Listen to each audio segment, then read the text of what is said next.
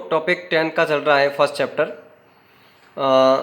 Human health में। Next topic अपन लेते हैं इंटॉक्सिकेंट। अपन ने जो टॉपिक बनाया है, ठीक है, उसके अकॉर्डिंग देखते हैं। पहला टॉपिक क्या चल रहा है, इंटॉक्सिकेंट। इंटॉक्सिकेंट का मतलब क्या होता है? इंटॉक्सिकेंट का मतलब होता है नशीले पदार्थ। तो हमारी सोसाइटी के अंदर कौन कौन से इंटॉक्सिकेंट सब्सटेंस यूज में लिए जा रहे हैं और वो सब्सटेंस किन किन का मिक्सचर होता है या उनमें कौन कौन से सब्सटेंस होते हैं, ये हमारी बॉडी पर कौन कौन से हार्मफुल इफ़ेक्ट्स शो करते हैं या इनका कौन सा हार्मफुल इफ़ेक्ट हमारी बॉडी पर पड़ता है, उसको अपन इस टॉपिक में लेंगे। तो इसका पहला टॉपिक आ रहा है, इसका नाम क्या है? गुटखा। ओके, इसके बारे में पढ़ते हैं। It is prepared from brittle nut pieces, यानी सुपारी के जो टुकड़े होते हैं उनसे। कत्था, लाइम। अब कत्था, इसका नाम हिंदी में भी कत्था ही होता है। लाइम जो चूना है। सिंथेटिक सेंट, यानी संश्लेषित पदार्थ, यानी कुछ ऐसे सिंथेटिक सब्सटेंस होते हैं जो इसके अंदर मिक्स किए जाते हैं।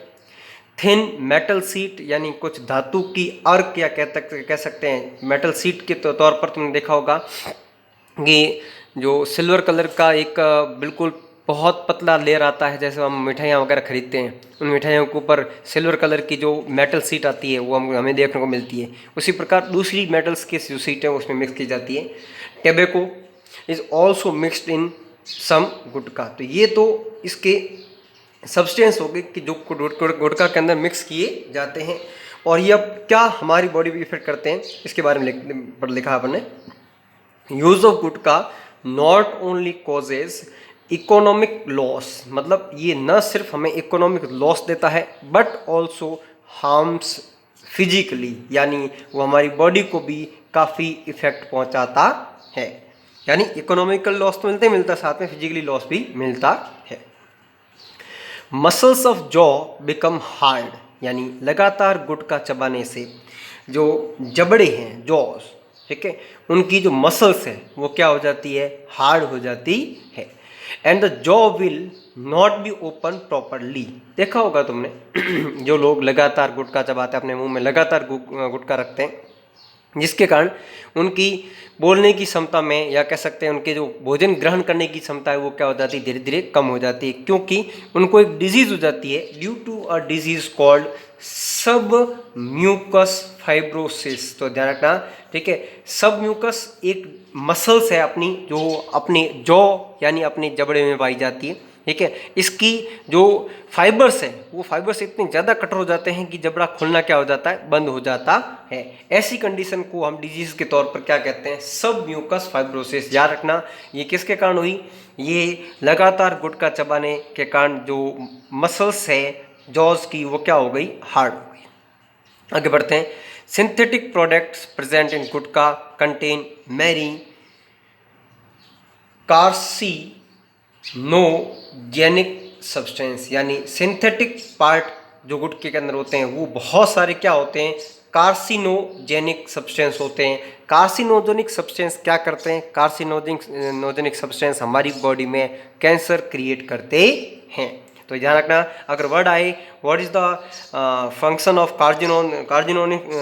कार्जिनोनिक सब्सटेंस, ठीक है, it is cause a cancer. Okay, अगर नेक्स्ट चलते हैं, इसका सेकंड टॉपिक लिया अपन तंबाकू या कह सकते हैं tobacco. Tobacco is obtain the leaves of the plant Nicotiana टोबेकम।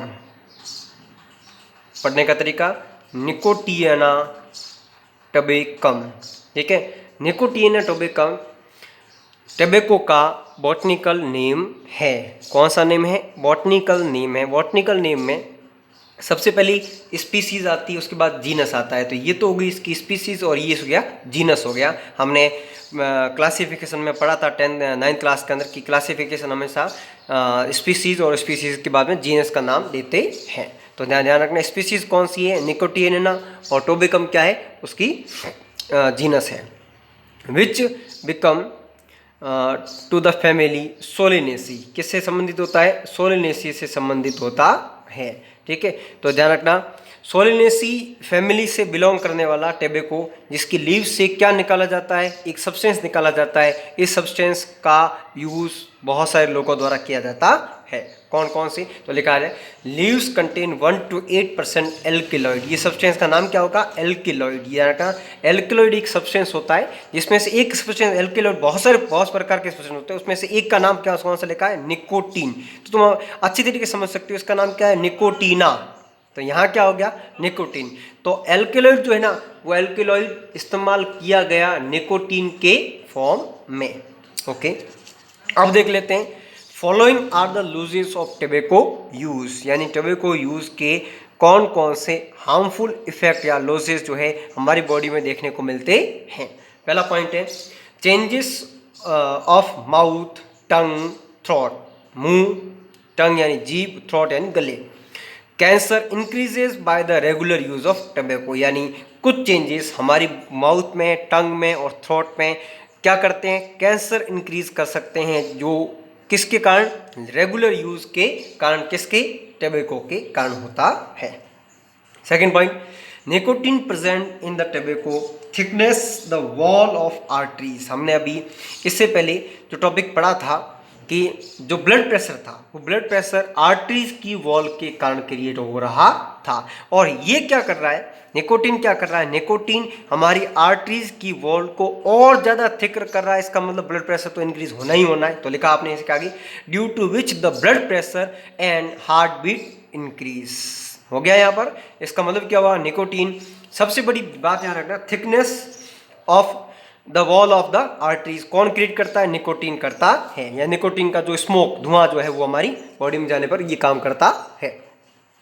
Next ले लेते हैं, the rate of embryo development slow down if tobacco is used by pregnant women during pregnancy period. इसका मतलब क्या हुआ, अगर कोई प्रेग्नेंट वुमेन, ठीक है, लगातार किसका यूज़ कर रही है, टोबैको को यूज़ कर रही है, तो उसका जो एम्ब्रियो है उसका डेवलपमेंट क्या हो जाता है, स्लो हो जाता है। तो इसका मतलब क्या हुआ कि ये बॉडी पर यानी फिजिकली तो डायरेक्ट इफेक्ट कर ही रहा है। तो हमें देखने को मिल रहा है कि एम्ब्रियो जिसका डेवलपमेंट वुमेन की यूट्रस के अंदर हो रहा है, वो काफ़ी स्लो हो जाता है। फोर्थ पॉइंट पढ़ते हैं, कार्बन मोनोऑक्साइड। कार्बन मोनोऑक्साइड, तो यहाँ इसका फॉर्मूला लिखा है, सी का मतलब कार्बन, ए ओ जो है वो सिंगल फॉर्म में है, इसका मतलब मोनो ऑक्साइड। तो ये क्या हो गया, carbon monoxide present in the cigarette smoke damage RBC, यानी रेड ब्लड सेल्स को क्या करता है, डैमेज करता है, and effect the oxygen transporting capability of the blood. तो हमारी ब्लड के अंदर जो RBC है, क्या है, RBC, मान लीजिए ये RBC है, ठीक है, इस RBC पर एक पिगमेंट होता है जिसका नाम होता है HB। क्या नाम होता है, HB, जिसका पूरा नाम होता है हीमोग्लोबिन। तो हीमोग्लोबिन क्या करता है, हीमोग्लोबिन ऑक्सीजन के साथ बॉन्डिंग करके HbO2 या HbCO2, वो CO2 और O2 के साथ क्या कर सकता है, बॉन्डिंग कर सकता है। लेकिन अगर हमारे लंग्स में O2 की जगह कार्बन मोनोऑक्साइड की कंसंट्रेशन ज़्यादा है, तो ऐसी कंडीशन में हीमोग्लोबिन क्या होता है, हीमोग्लोबिन इसके साथ अटैचमेंट कर लेता है, और अटैचमेंट होने के कारण RBC क्या हो जाती है, डिस्ट्रॉय हो जाती है, यानी RBC नष्ट हो जाती है, जिसके कारण हमारी जो ऑक्सीजन ट्रांसपोर्टेशन कैपेसिटी जो है वो कम हो जाती है। नेक्स्ट देखते हैं अपन इसके आगे, नया थर्ड नंबर पे अपना जो टॉपिक चल रहा है वो है एल्कोहल। कौन सा है, एल्कोहल, यानी इंटॉक्सिकेंट के तौर पर कौन सा सब्सटेंस आ रहा है, एल्कोहल आ रहा है। The main component in all alcohol is ethyl alcohol. अब हम जानते हैं कि एल्कोहल जो है ना, वो सभी एल्कोहलिक ड्रिंक का एक मेन पार्ट होता है, लेकिन हम अभी तक ये जान रहे थे कि एल्कोहल ही होता है, लेकिन उसमें कौन सा होता है, एथिल एल्कोहल ही होता है। हम ये भी जानेंगे 11th और 12th में जो पढ़ेंगे कि एल्कोहल बहुत सारे प्रकार का होता है, ethyl alcohol, methyl alcohol, propyl alcohol, butyl alcohol, यानी एथेनॉल, प्रोपेनॉल, ब्यूटिनॉल, पेंटेनॉल, ये अलग अलग प्रकार का होता है। लेकिन इसमें जो एल्कोहल मेन जो ड्रिंक के तौर पर यूज में लिया जाता है वो कौन सा होता है, वो है C2H5OH, इसका फॉर्मूला है एथिल एल्कोहल, ठीक है। ओके, ये तो गया इसका कंपोनेंट जो इसके अंदर होता है। अब देख लेते हैं कि जो एल्कोहल है वो हमारी बॉडी पर कौन कौन से हार्मफुल इफेक्ट शो करता है। तो देखा अपन ने, followings are the harmful side effect of the using alcohol. इसमें फर्स्ट लिया अपन ने, after drinking alcohol it reaches liver, किसके पास पहुंच जाता है? लिवर, थ्रू ब्लड, यानी जब ब्लड क्या करता है, इसको एब्जॉर्ब करता है, एब्जॉर्ब करने के बाद इसको किस में डाल देता है? लिवर में डाल देता है। लिवर कन्वर्ट एक्सेस एल्कोहल, यानी अधिक मात्रा में जो एल्कोहल आता है, इस लिवर क्या करता है, उसको एसिटल्डिहाइड, इसका प्रोनाउंसिएशन अच्छी तरीके से रखना, एसिटल्डिहाइड, कैसे याद रखोगे? एसिटल्डिहाइड, यानी अल्कोहल को किस में चेंज कर देता है? वो कर देता है एसिटल्डिहाइड में चेंज कर देता है, विच इज पॉइजनस, यानी एसिटल्डिहाइड क्या होता है? पॉइजनस होता है। वापस देखना, अल्कोहल जो लिया उसको ब्लड ने किस में डाल दिया? लिवर में। लिवर एक्सेसिव अल्कोहल को किस में कन्वर्ट करता है? एसिटल्डिहाइड में कन्वर्ट कर देता है, जो कैसा होता है? पॉइजनस होता है। Control and coordination of the body is affected by the consumption of alcohol, मतलब अगर हमारी बॉडी का जो बैलेंस है, कंट्रोल और कोऑर्डिनेशन जो है, ठीक है, वो काफ़ी हद तक इफेक्टेड होता है, किससे? एल्कोहल से। विच रिड्यूसेस वर्क एफिशिएंसी, यानी हमारी जो वर्क एफिशिएंसी है इसको भी क्या करता है? कम करता है। Probability of accident also increases, यानी एक्सीडेंट के चांस बढ़ जाते हैं। तो ध्यान रखना, अगर कंट्रोल और कोऑर्डिनेशन बॉडी का नहीं रहेगा तो वर्क एफिशिएंसी कम हो जाएगी और एक्सीडेंट के चांस अधिक हो जाएंगे। ये सब किसके कारण हो रहा है? कंजप्शन ऑफ एल्कोहल के कारण हो रहा है। थर्ड पॉइंट लेते हैं इसका, consumption of alcohol reduces memory power, यानी हमारी मेमोरी पावर को क्या करता है? रिड्यूस करता है, कम करता है। अफेक्ट द नर्वस सिस्टम, तो हम जानते हैं नर्वस सिस्टम, अब आगे टॉपिक को वैसे ही पढ़ लेंगे अपन। नर्वस सिस्टम के 3 पार्ट होंगे, CNS, PNS और ANS। CNS का मतलब होता है सेंट्रल नर्वस सिस्टम, PNS का मतलब होता है पेरिफेरल नर्वस सिस्टम और ANS का मतलब होता है ऑटोनोमस नर्वस सिस्टम। तो हमारा जो मेन नर्वस सिस्टम है, जो सबको कंट्रोल करता है, उसको कहते हैं सेंट्रल नर्वस सिस्टम। और सेंट्रल नर्वस सिस्टम में 2 चीज़ आती है, ब्रेन और स्पाइनल कॉर्ड। तो ध्यान रखना, ब्रेन मेन पार्ट है जो क्या करता है? हमारी मेमोरी पावर को लगातार इंक्रीज करता है। तो अल्कोहल के सेवन से, अल्कोहल के कंजप्शन से मेमोरी पावर क्या हो जाता है? रिड्यूस हो जाता है।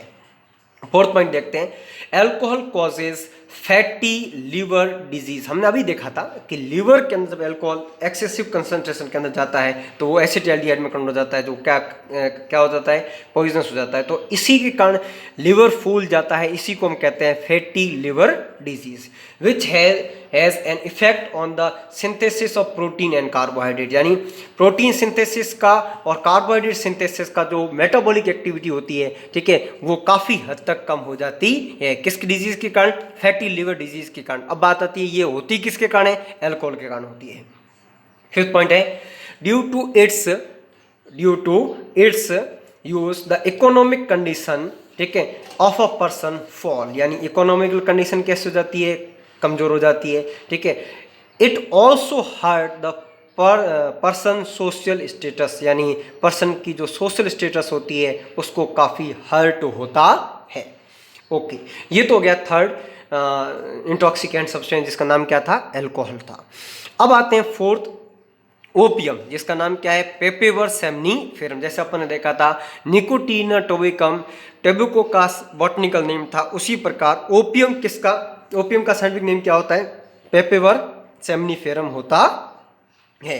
ओके, आगे बढ़ जाते हैं। Opium is the dried latex obtain from the पेपेवर somniferum capsule, यानी एक लेटेक्स का मतलब क्या होता है? मिल्क। क्या होता है? मिल्क जो है, यानी उसके जो कैप्सूल है, उस कैप्सूल से एक मिल्क निकलता है जो ड्राइड हो जाता है, यानी सूख जाता है। सूखने पर जो सब्सटेंस बनता है हम उसको क्या कहते हैं? ओपियम कहते हैं। तो ध्यान रखना, ओपियम लेटेक्स है किसका? पेपेवर सेमनीफेरम का, यानी ओपियम कैप्सूल का ही क्या है? एक ड्राइड लेटेक्स है।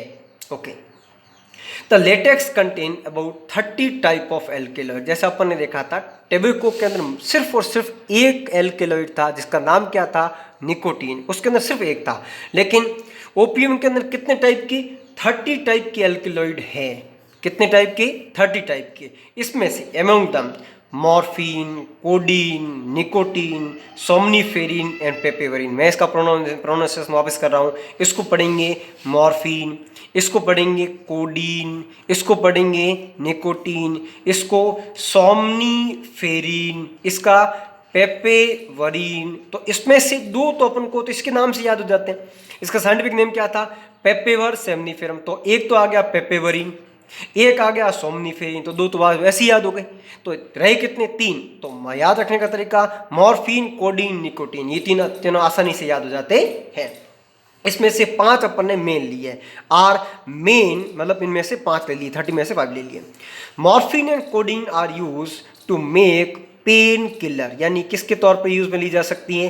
Pain killer medicine, that's why it is cultivated. इसका मतलब क्या हुआ? पेन किलर को यूज में लेने के कारण ही हमारा मेडिसिन डिपार्टमेंट जो होता है, ठीक है, या ड्रग्स डिपार्टमेंट होता है, वो क्या करता है? इसका कल्टीवेटेड कराने के लिए कुछ लोगों को इसके लाइसेंस देता है।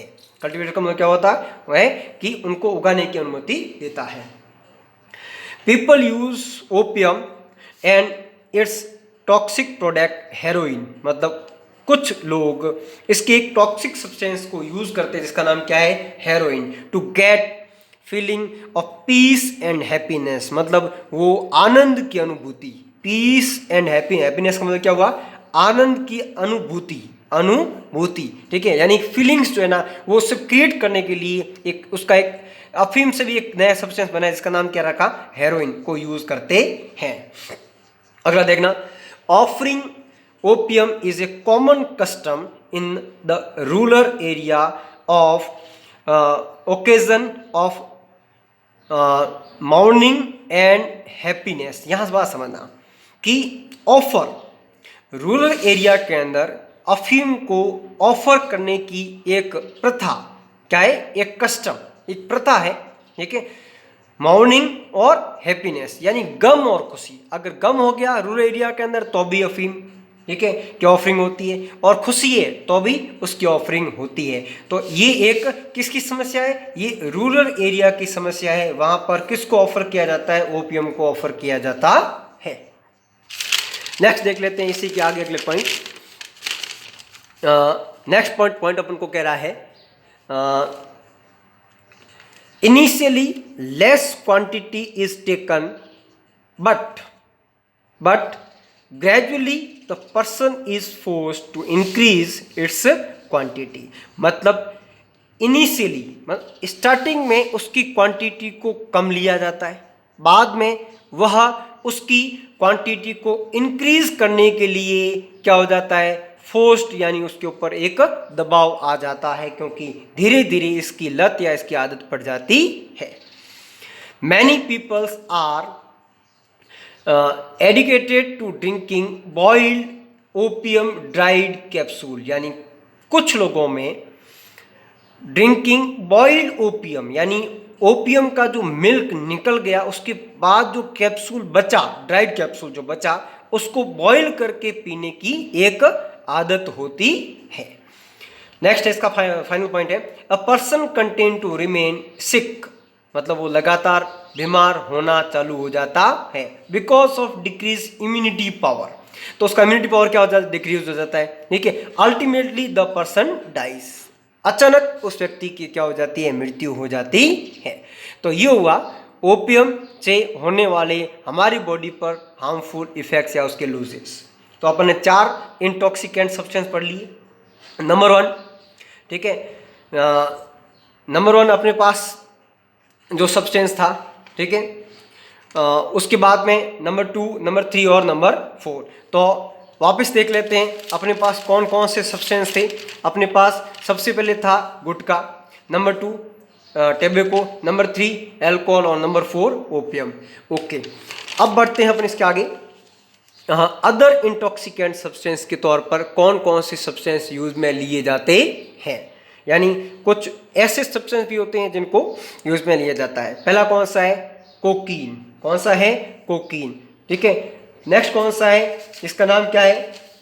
कैनाबिस। क्या नाम है इसका? कैनाबिस, ठीक है। फिर कौन सा है? चरस। फिर कौन सा है? चरस। उसके बाद कौन सा है? हेम्प। और फिर कौन सा है? हशीश।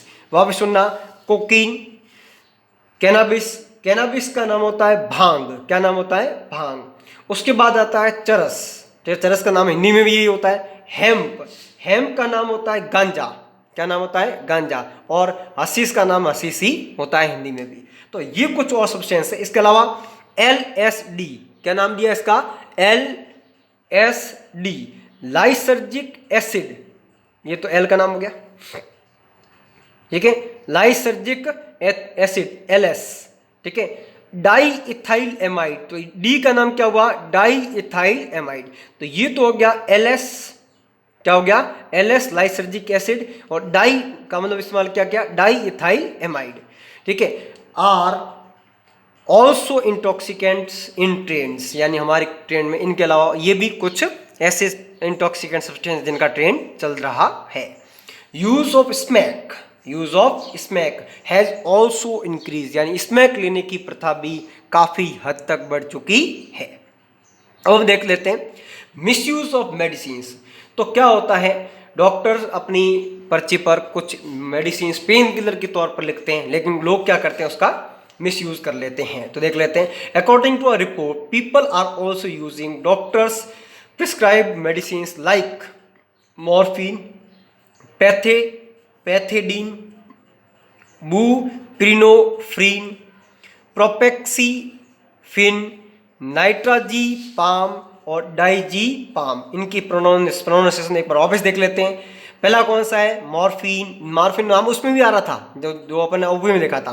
तो मॉर्फिन, पैथेडीन, ब्यूप्रीनोफ्रीन, प्रोपेक्सीफिन, नाइट्राजीपाम और डाइजीपाम एज इंटॉक्सिकेंट, यानी ये कुछ ऐसी मेडिसिन है जो डॉक्टर प्रिस्क्राइब करता है एक पेशेंट को as a pain killer, but वो पेशेंट क्या करता है? उसको पेन किलर के तौर पर लगातार यूज करना चालू कर देता है as a intoxicant.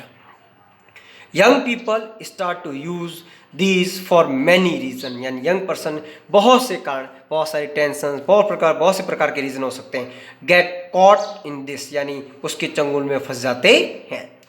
Distance of family, increase criminal tendency, physical and mental weakness are the harmful side effect of using these product, यानी अपनी फैमिली से दूरी, इंक्रीज क्रिमिनल टेंडेंसी यानी अपराध की प्रवृत्ति में बढ़ावा, फिजिकल और मेंटल यानी शारीरिक और मानसिक वीकनेस, ये कुछ ऐसी साइड इफेक्ट्स हैं जो इंटॉक्सिकेंट सब्सटेंस से पैदा होते हैं। तो नेक्स्ट टॉपिक अपन आगे लेंगे। तो जो बच्चे अपना टॉपिक लिख रहे हैं उसको इसी फॉर्म में लिखें, इसी फॉर्म में याद करें, और साथ साथ हम इसके साथ साथ कुछ पेज आपको भेजते रहेंगे। उन पेज को देख करके, मान लीजिए इस वीडियो के जरिए अगर आप इसको लिख ना पाएँ तो हम आपके साथ में ये जो है ना, ये पेज हम सेंड करेंगे। आप उस पेज को देख करके पहले लिख लें, उसके बाद आप इस वीडियो को देखें। Thank you.